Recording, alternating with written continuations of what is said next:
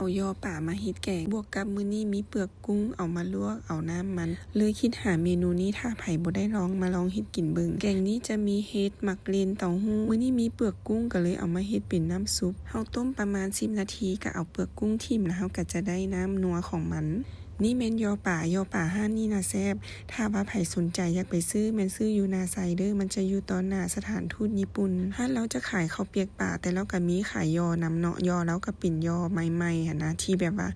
เฮ็ดไว้แล้วบ่ทันได้ต้มเฮาก็ซื้อเป็นแบบดิบๆมาจังซี่มันก็จะแซ่บจากนั้นค่อยก็จะใส่เต้าหู้ก็ห้านประจำคือเก่าเนาะอยู่ตลาดทุ่งกันคำแล้วก็จะมีเฮ็ดมักเลนใส่รวมกันต้มน้อยนึงประมาณ5นาทีก็ได้แกงแซ่บๆมากินแล้วเนาะยอขาวป่านี่นะก็สุกไวๆได้บ่จำเป็นต้องต้มดนเนาะยอขาวนี่ก็จะออกแบบเนื้อเด้งๆแกงนี้ทั้งหมดนะมารวมกันนะแซ่บเชื่อว่าถ้าไผได้ลองแล้วเราจะต้องเฮ็ดอีกแล้วก็จะเป็นเมนูที่มักเฮ็ดตลอด